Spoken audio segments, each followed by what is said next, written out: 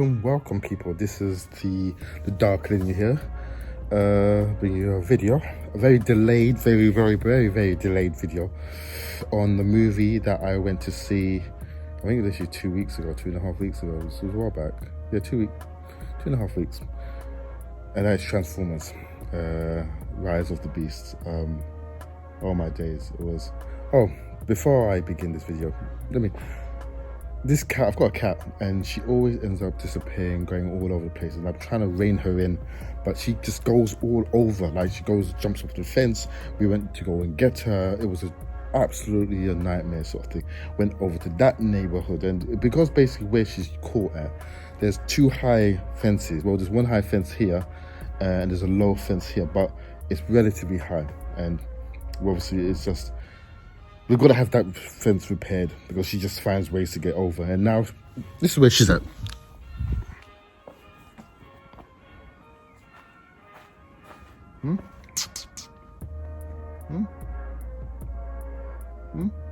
There she is, huh? Huh? She's just something else entirely, man, I'll tell you. But yeah, it's she's a chore. But anyway, this video is about zoom in straight in the camera, Transformers, and what I thought of it. I actually had another video before this, and I had prepared it, everything, and it was all nicely set up, and I was going to send it, but what ended up happening was that it got erased. Well, it's something on my phone, and it's just a problem, and I just, oh my god, I was swearing so much. It was no joke whatsoever.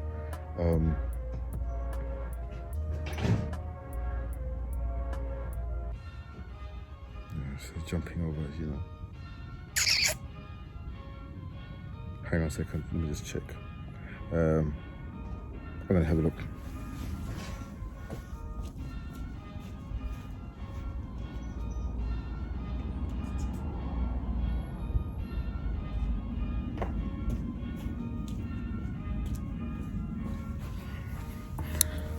So latest update, she jumped off from the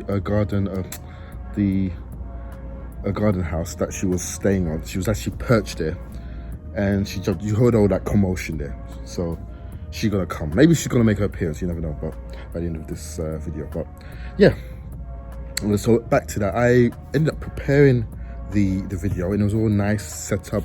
It was descriptive. It was all beautiful. And then all of a sudden, it got erased. Oh, Jesus. But anyway, what did I think of the film?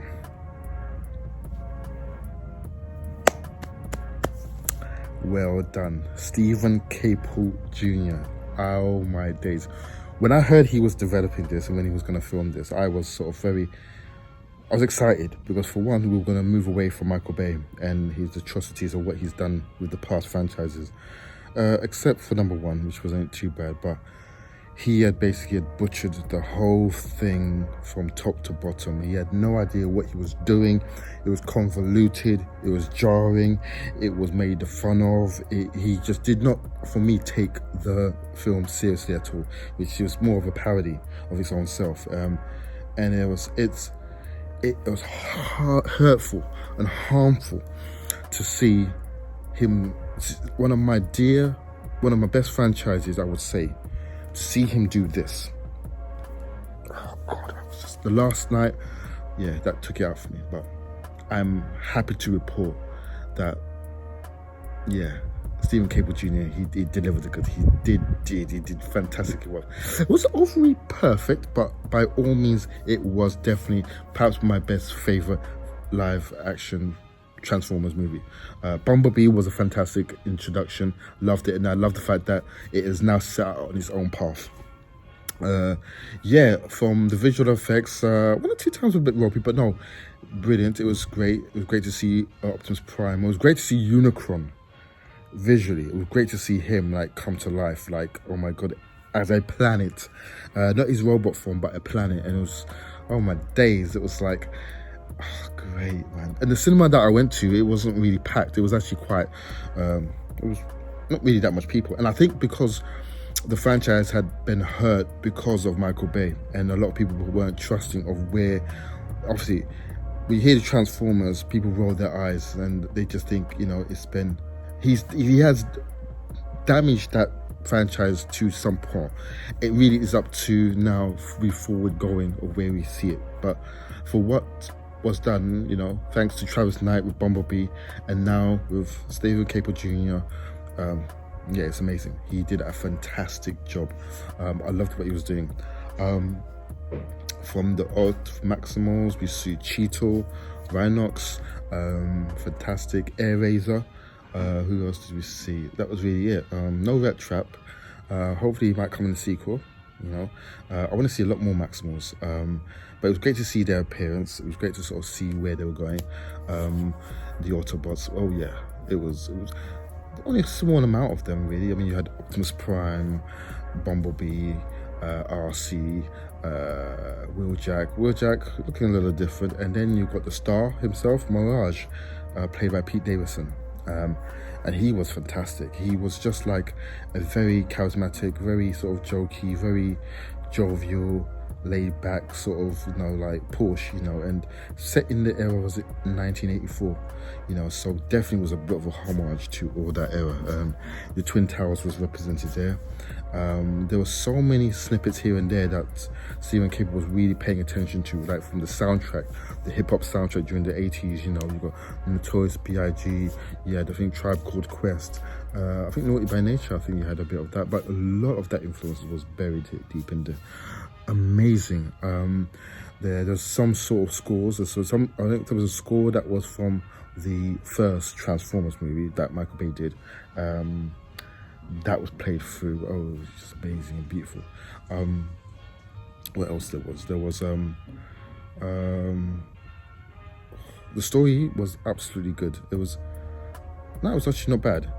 It wasn't overly done, but it was great, and the fact that you were able to see and to set it as it was, you know, in terms of it wasn't trying to go for some big opera, because I think from what they're trying to do is just setting up for the future, which was a good idea.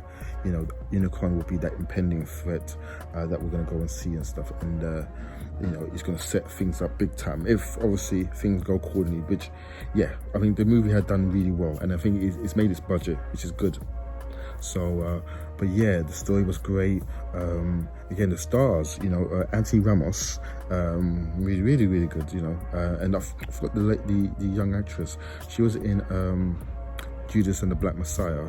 They were very good for what they had to offered. You know, it wasn't anything complicated, but they had to act like obviously there was robots there and play it out. But no, they played it really well, decently, and it was just nice to sort of see them sort of play off each other, as well as imagining there were big robots, action scenes, sequences here and there.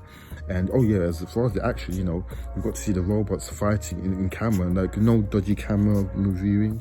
It was definitely in camera. And again, the villain himself, Scourge, oh, he was very impactful. He wasn't his classic form of his space ship type of like round shape, but it was like a truck. The truck was reminiscent of Optimus Prime's one in Michael Bay's one. So I don't know if that was like there was actually some rumors to say that Scourge was somehow, or that Optimus Prime had left and he was actually a descendant of like Scourge and stuff. So, no, the villains were great. I would love if they did more screen time, because I think when you're dealing with you're dealing with Autobots versus Decepticons, but in this case they were the Terracons and they were the descendants of Unicron, and I think they were going to be play out, but hopefully we'll see them later on towards maybe the later sequel. What did we do? We saw the whole set pieces were great. The editing, although one or two scenes was a bit ropey, but no, it was cool. I mean, it had a great first, second and third movie arc and stuff, you know, so it's kind of what you expected. And you know, Optimus Prime, you know, up against Scourge, you know, and his encounter with him, obviously the third time, and it was really good. It was nice to visualize it. It was great to see it in that form and that aspect. But yeah, no, I do sense, and I do say that you need to make sure you go and watch this. If it's still in the cinema, go and see it. It is fantastic. It's a great send-off.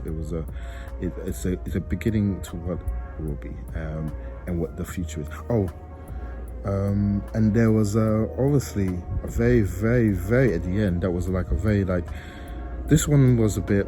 I found out about this sneak feature from a Korean premiere, and one of the reporters, stupid woman, ended up blurting out like G.I. Joe we're gonna feature, and God, she just blew the whole thing. Stephen Cable, if you are doing the sequel, please make sure, if you're gonna go and go and premiere, get some tighter security around them. You must tell them, or if anything, have it screened maybe in another part of maybe in the US or so, or maybe do a universal release, because I'll tell you what, trying to escape YouTube and trying to just make sure that you don't actually get spoiled. God, the amount of deletes I had to do and reporting, it was just mad, crazy. But lucky didn't spoil so much. But G.I. Joe, he was going to feature. They were going to feature at the end. So again, in the sequel, I want. This is what I want in the sequel. I obviously want the Decepticons and the Predacons to feature, which it may sound like that there will be a feature. I think they were almost like sort of snippets to say, yep, we're going to have this. So Megatron. I want to see Megatron. I would love to see both versions. I would like to see the Tyrannosaurus Rex, or maybe they could do a Spinosaurus.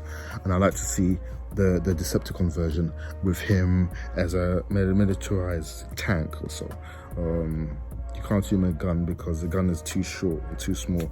So a tank. Starscream.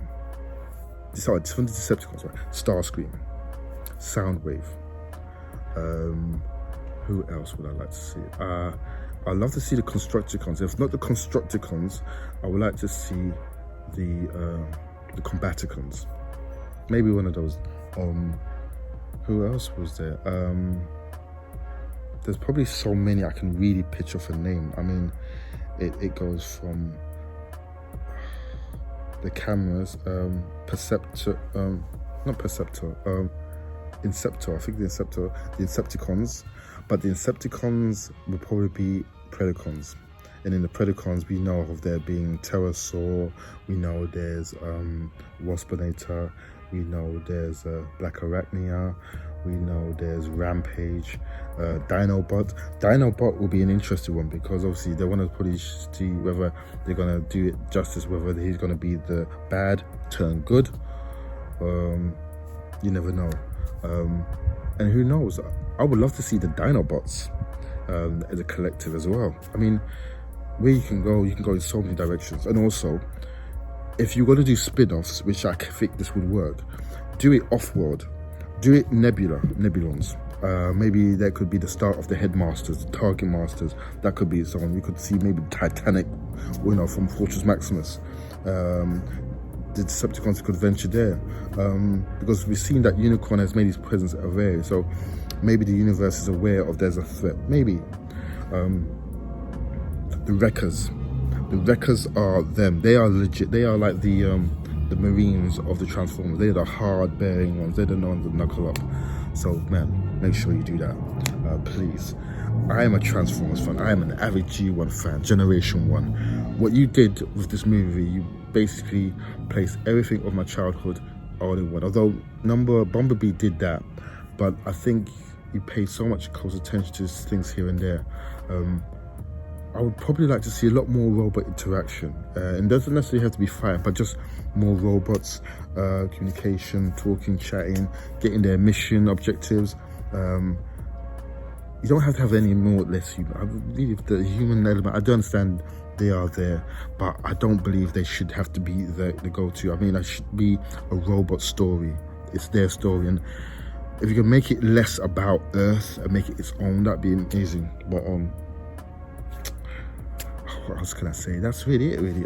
That Belle, she jumped off the tree and she's yet to make her way back here. Stupid cat. But anyway, that's it really. So Stephen Cable, if you are watching this, if you get a chance to see this video, just know that you did an amazing job, a fantastic job. Thank you very much, sir. That was amazing. I just loved it. I really did.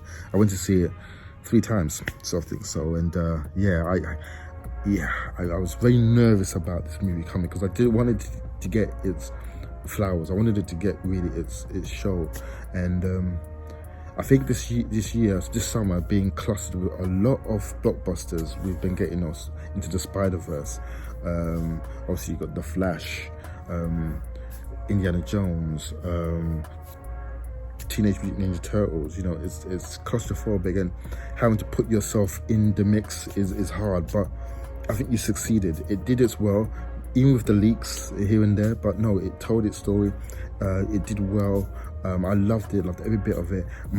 My friends. One of my friends that we went to, he was shocked and surprised. A lot of people had been shocked about the whole premise of this movie. And that's all credit to you. So well done, sir, well done. With that being said, thank you very much. Please leave something down below. Tell me what you think of the movie. Yeah, sorry this is late, but yeah, no, I had to mention, I had to put this out anyway because I just wanted to express my love and excitement. So I might end up doing another video regarding Transformers or who I want to see more of. But yeah, no, as far as I'm concerned, I loved it. I loved this fan. Yeah, you know, I think this is probably my best live action Transformers movie I've seen. So yeah, I won't include Transformers the movie because that's animated, but live action, this one is it. So well done to you. Thank you very much, and peace, and yeah, subscribe below,